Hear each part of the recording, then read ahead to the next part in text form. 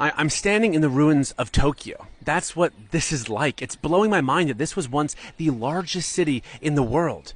And now this is all that's left of it.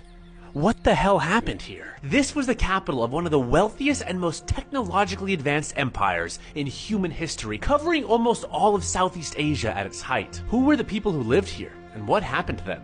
When the Western world rediscovered Angkor Wat, various prejudiced theories arose, including that Alexander the Great had built it. No one bothered asking how he got to Cambodia. If you were an alien and you visited Earth during the Middle Ages, it would have been so obvious that Asia was the center of history. I don't think you fully grasp the scale of what was happening in Asia at the time. Let me give you an example. When William the Conqueror invaded England, he had an army of 10,000 men. 10,000 men in Asia was barely a skirmish. China's army was 1 million people. That means the Chinese could have fought the Battle of Hastings 100 times simultaneously. So keep that scale in mind as we talk about the Khmer Empire.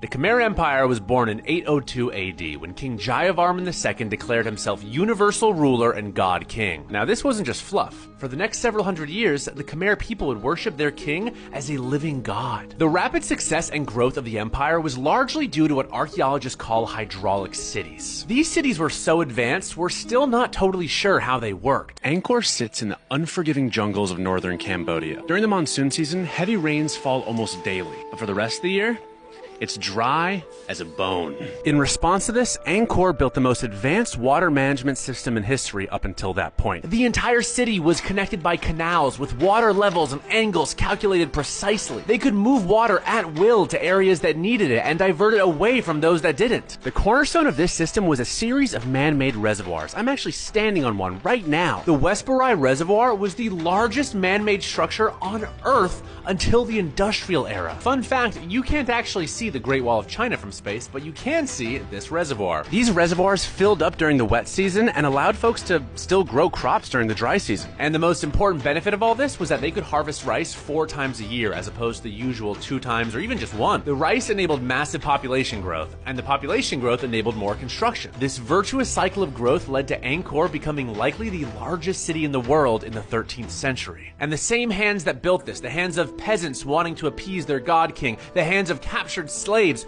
also built Angkor Wat. Angkor Wat, the temple complex in the city of Angkor, is the largest religious structure on Earth. It is 4 times as large as the Vatican City. The outline of this temple is recognizable to almost anyone. Some people even call it the 8th wonder of the world. Others call it that temple from Tomb Raider. It was built to honor the god Vishnu by King Suryavarman II in the 12th century. Despite its impressive grandeur, it only took 30 years to build. When French explorer Henri Mahaut rediscovered Angkor Wat in the 1800s, he remarked, "One of these temples, a rival to that of Solomon and erected by some ancient Michelangelo, might take an honorable place beside our most beautiful buildings. It is grander than anything left to us by Greece or Rome."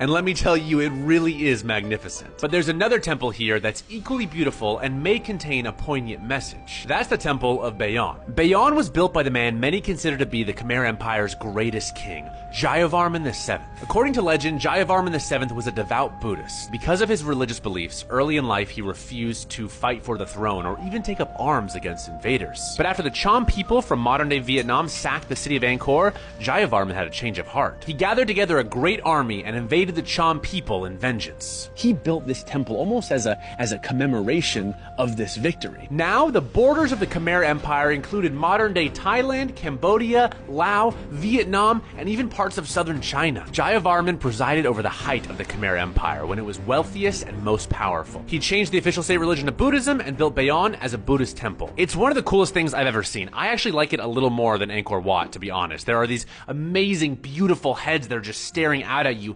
depictions on the walls of his victory over the Cham people. At this point in time, Angkor may have had 1 million people. That would make it larger than the modern-day city of Boston. And yet, just 200 years later, the city of Angkor would be almost abandoned. Soon, memory of who built these grand structures would be forgotten, even by the people who continue to worship there. What could have possibly happened? Well, as historian Paul Cooper put it, the very things that made the Khmer Empire great may have sowed the seeds of its destruction. You see, the Temple of Bayon may have signaled the beginning of the end. As the rulers of the Khmer Empire converted to Buddhism, they could no longer be god kings. One of the main tenets of Buddhism, especially Theravada Buddhism that was adopted later on, is equality. Before, the peasants who had donated their rice and worked themselves to death to build these structures were doing it to honor a god king, and now it was just kind of a pain in the ass. Their water management also had a fatal flaw. It was advanced, but fragile. It required a huge amount of maintenance, repairing banks and clearing silt that had accumulated. I mean, some of these systems were so finely balanced, we're still not sure how they work today. When empires collapse, it's never a single factor that brings them down, just like a boxer's knockout blow is preceded by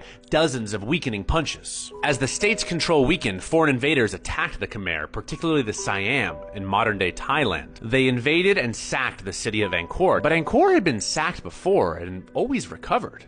Why was it abandoned this time? Archaeologists were puzzled for years because the ruins of Angkor tell a mixed story. It seems as though aqueducts were dug wider and further out from the city. Curved channels meant to slow water were straightened. All these things would imply the existence of a catastrophic drought. But in other places, waterworks were hastily blocked up with rubble, bridges were destroyed, there is a layer of silt throughout the city. These things would imply a catastrophic flood. So what destroyed Angkor? Was it a drought? Was it a flood? A city as advanced and resilient as Angkor had dealt with changing conditions before. During drier periods, they would adapt, and the same thing during wetter periods. But recent climatological data provides a clue as to what may have been Angkor's final knockout blow. Scientists now believe that what happened was this crazy outlier climate change where a massive multi-year drought came through that was then followed by a multi-year season of flooding that was then followed by another drought. Large-scale deforestation made these impacts even more dramatic. This climatological whiplash was too much for the people of Angkor. Most of them just left and headed south to modern-day Phnom Penh. While a few farmers and monks stayed behind, the city would never be the same.